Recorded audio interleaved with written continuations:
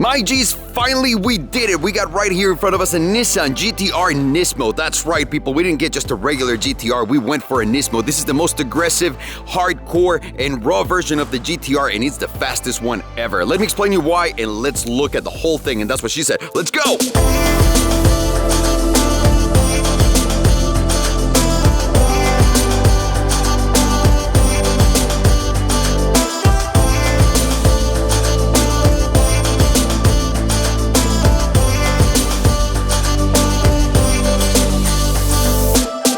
And now that I'm sitting in the GTR, I can explain you what the GTR is and what the customer is going to be like and why they built this car, because it's so important for us to understand those things in order to buy the right car, the car that we want. And it's also important to know those things in order to be able to actually properly grade a car, because, you know, if you're comparing just this on paper compared to an S-Class on paper, they're kind of similar but completely different. So you got to make sure you understand the car. So with that said, this is a Nissan GTR NISMO, which is a more aggressive, more limited edition version of the regular GTR. The whole purpose of this car, and it's been like this since the start, was Nissan wanted to give people the most amount of horsepower, the most amount of performance as possible for the cheapest amount of money.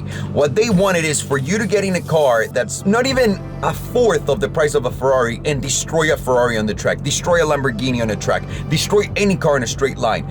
With previous versions of the GTR, my God, I mean, guys, if you look back when the Aventador came out and the first GTR of the new gen, I mean, it's staggering how close that GTR is to the Aventador in a straight line. And also the other insane thing is how much faster it is on the track. The NISMO version of the GTR is the most exclusive, most savage, most raw, most intense, and fastest one of them all. So we have the top of that right here. Now, the difference in price change is what worries me about this car, because the regular one's around $90,000 and this one's about $170,000. That's a big gap. And now for $170,000, you can access a lot of other cars. So this better perform like nothing out there for people to say, you know what, I'm still gonna spend the money on a Nissan. Now that we understand that's what they built it for, let me tell you what type of people buy these cars. The type of people that buy these cars are mostly two types.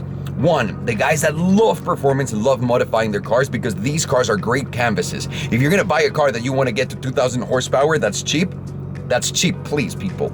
This is gonna be one of the greatest ones because you can just change the turbos, ECU tune, and a couple things will get you to 1,000 horsepower. It's fucking madness what people have done with these cars. You can research any video online and you'll see how crazy that is. And the second type of person that buys this car is a guy that wants to go fast for cheap. Someone that wants to see an AMG GTR next to them, a Lamborghini next to them, and just try to crush him. That's the guy they're going for. And I think that second guy is affected a little bit in today's market based on how fast the other cars are. But that's nor here nor there. We got a NISMO GTR right here, and let me show it to you guys. Let's start outside. I think the first thing we need to see right now is the exterior, and look at all the differences that make this NISMO a NISMO rather than just a GTR. And let's start from the very, very obvious one right here on the back, that massive carbon fiber wing. Look at how massive and huge that is.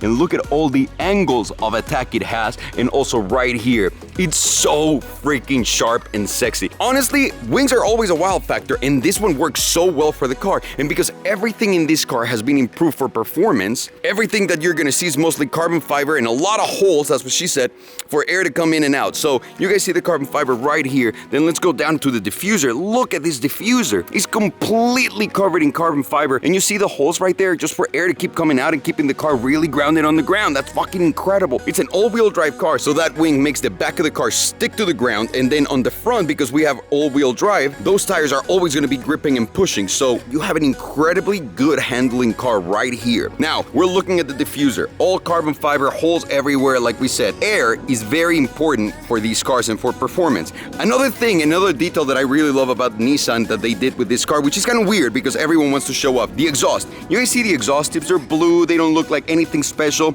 although they look cool. The exhaust system, the actual exhaust system inside, not the tips, is titanium. And Nissan decided, you know what, we don't even have to show that. Look at these tips, that's it. Woo! And it sounds like a motherfucker. I love the way this car sounds. Now here comes the pro tip for everyone that wants to tell apart a NISMO in an easy way aside from the wing from a regular Nissan GTR. So you see the red accents that the car has? The red right here, the red right there that goes all across the side skirts of the car, on the front lip, and then in into the front bumper in a way. It's right there, all red. And you're never gonna believe this, but all these cars with that red stripe, and obviously anyone can put red stripes into a GTR and then kind of fool you, but this is the very NISMO look. The weird thing is that this NISMO look, women love. We took this car alongside with an Aston Martin and I think my McLaren to a shopping center, and we asked girls, which car do you like the most? And pretty much every single girl said this one. And the reason why? Because it's white with red accents. I do like the red. I do like the red in the car.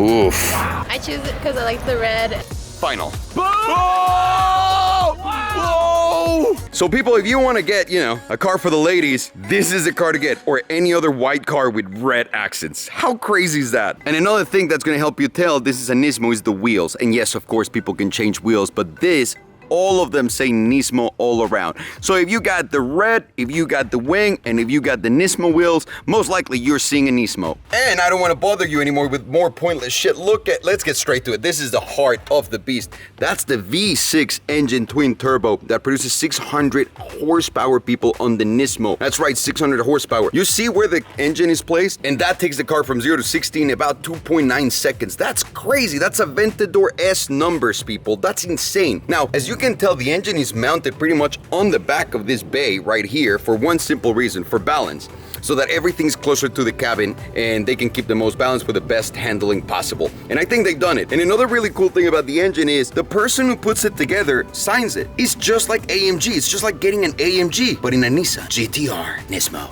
Another thing that I've always found interesting and that I pretty much never share is, you know how Brembo's making the brakes for this car? And pretty much Brembo makes the brakes for every other car, right, that you see on the market. The only mainstream car maker that doesn't use Brembo for their brakes is Porsche, because they produce so many fucking cars they can afford making their brakes. How crazy is that? Everything else is Brembo. Now, let's get into the part that makes me about the Nissan GTR, and no matter if it's a NISMO or not, and it's inside. But before that, let me show you one of the things I love that car makers are doing. You see how this door grabs? So other car makers had told me that the reason why they're building doors like this is so that you feel like you're doing a handshake with your car and building a relationship with it. And that's how it takes you inside. How you like them apples? And that's the interior, baby. And before we get into the car, let me show you something that really makes a big difference for me. And I know that a lot of you are gonna say, like, what? But this is really good. The way you adjust the seat in a Nissan GTR is with this ball right here, and to take it up and down with this. That's it. There's nothing else. How do you do it? If you want to just rotate the back part of the seat, all you need to do is this. If you just want to move it forward, back, up, down. How insane is that? And no other car, like McLaren's system is shit. This is incredible, incredible. And if you want to warm your buns, right there, baby. So you get all of the features from a supercar in this here too. And we're sitting already inside of the car, and now look at this, guys. Look at that steering wheel just covered all in Alcantara. It looks delicious. And you see all the red accents everywhere. That's red here, red leather accents. That's very NISMO. Obviously, there's more NISMO badging inside. And look at those seats. They're so plush and comfortable at the same time while still maintaining that stiff racing feel. And I love that about these seats. So those are great in my opinion right here. And the badging I just love. And a thing I'm loving about this NISMO is how easy it is to use. All of the buttons, very intuitive. So it's obvious, right? Your window lock, your locks for the doors, windows up and down. Right here, you're gonna look at your mirrors. So you're gonna be able to change and adjust them right here with that. And then you can hide them or pull them out with that. Boom. So nice and easy. Another one, your displays. So for brightness settings right here, up and down, it doesn't get any easier than that. And also for your trip A and B reset, it's right there. All you need to do is press that. So it doesn't get any easier than that. And even on the steering wheel right here, you have all of your media options, source, volume, to change the station, change the song, talk to the car, or pick up the phone, hang up the phone. And on the other side, you have all of your cruise control arm. So how intuitive the car is, it's definitely a major plus. Another thing I really like about this car is the touchscreen. Even though I'm not in love with the layout of everything that you guys see right here, you guys see that, right? So it looks kind of older, but it's a touchscreen, so that's great. But one thing I love about this car is that it's entirely focused on performance. So if I press function right here, It's gonna take me right here to those gauges.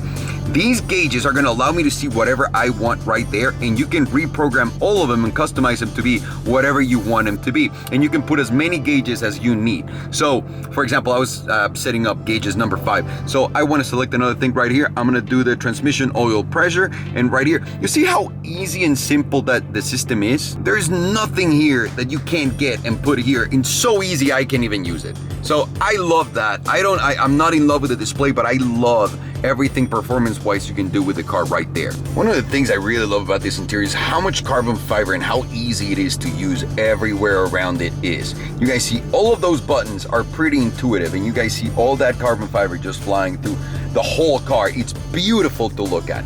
Now, I have a problem with this setup. Even though everything is really well explained and categorized properly and like properly laid out, as someone who just got in the car and has all these knobs, mind you, this is the volume knob, I don't know which knob is what. So whenever I'm driving, I'm grabbing the first one, and this is the AC intensity. So instantly I start changing that. Then you go into the AC for each side, the temperature, and then you go into this tune folder thing, which I have no idea what that is, and then that's the volume. So the only thing I don't like and enjoy about that is all of the knobs that we have right here that are just like, why is there so many knobs? And if you were to start the car, all you need to do is have the key inside with you, just like this. Go down here, stomp on the brake, start, stop. It lights up, but also there's another option. Right here, you can stick your key, and that's what she said. You see? I never knew that was the case. Huh. Interesting. And just pretty much like any other supercar, you're gonna have some storage problems because this is the only net you have right here for storage on the side. You have another one right there. In the middle right here, you're gonna open this to reveal your cup holders. And right here, you have your glove box. Other than that, is a pretty amazing thing what we have behind us. Seats that are not really seats. There's no way any real adult can fit back there. There's no way on earth. Look at that. Look at that. You guys see that? I mean, barely Coke would fit there, my friend Coke, and that's a big to-do, and he's a small dude. So those back seats really are gonna help you with storage and also the trunk. The trunk's pretty nice. Another thing that caught my attention here with the Nissan GTR is the shifter. It kind of feels like it's a fake manual. Like, look, I'm on park, then reverse, then neutral, then drive, then manual. So it's got like all these stages just to do like one thing, and it's kind of confusing sometimes for someone as stupid as I am. But Jesus Christ, in a way, it's kind of really cool, even though you still have the paddles here. But it's kind of cool, but you still have the paddles here. And that's pretty much the Nissan GTR inside and out. But I think the most important thing about this car, about the NISMO especially, is we gotta take out for a spin. So let's go for a drive and let's talk about what really matters in this car. Let's do this, people.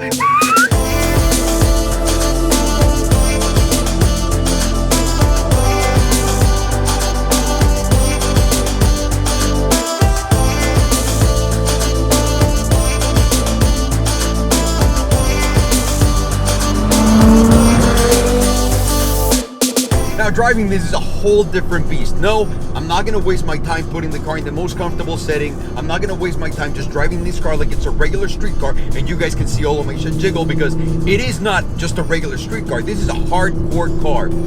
I think, and after driving this car for a while, I now get the purpose of it. This is for those people that really want to feel like they're doing track driving on the street. I don't mean this as an insult. It really makes you feel like you're doing so much, like the steering wheel, like all of the feedback the suspension gives you. Everything is like to the extreme. It has so much power, it makes the right noise, the car moves, it's playful, even though it's an all-wheel drive car. It does feel like a race car. But for the streets, once you get to 100 miles an hour and above, the car becomes slow, if you will. So this is not your really agile track version car of anything. The steering response is phenomenal. The motor, you can't believe that's a 6-cylinder engine, although the progression of the power and the lag of the turbos is fucking phenomenal, because that gives you a punch like as if you were driving a 911 turbo, but like an extreme 911 turbo. It's like an F40 kind of, like a super cheap F40. That's what that feels like. I love the engine in this car. I love the turbos in this car. I love the sound of the exhaust in the car. I love the sound that comes into the cabin. It drones. If you start accelerating a little bit, if you put it in manual transmission, it drones. it does all the stuff that a supercar should do, and it does it at all times. Now, whenever you want this car to become a regular car and you press like, I want the comfortable setting for the suspension, I want the easy powertrain setting, I want like the simple things. And this is what it does. It comes out of corners so fast. Whenever you want to make it a regular car, it's not good at all. It's a phenomenal car. But I don't know if for the money, at $170,000 brand new, which this is not brand new. If you want to get this car, please call Danny at O'Gara Westlake for sure. But a brand new car, I have such a hard time spending $170,000 in this with a Nissan interior, even though it's fast and it has like all these wonderful things, instead of an AMG GTR. And I don't want to compare them because it's not fair for the Mercedes to put them in the same category. This car does a lot of wonderful things.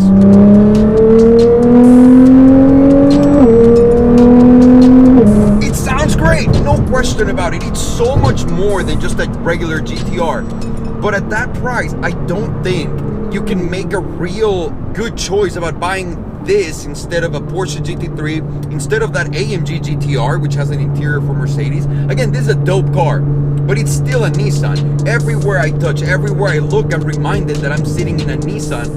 And whether you like it or not, there's plastics and it's not the best thing in the world. It's so much fun. It's so crazy epic at everything that it does. But when you're getting into supercar territory and price tag, you better bring supercar interior quality and for that price tag, because otherwise people will not pay for it. I love the GTR NISMO. This is my favorite GTR. I don't like the regular GTR. It's too soft.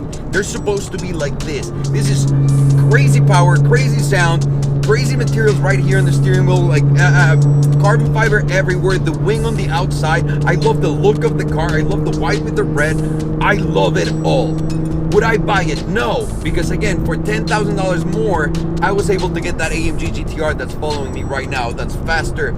I think sounds better. It gives you, if you wanted to ride comfortable, you just put it in comfy and it legitimately becomes just a regular GTS.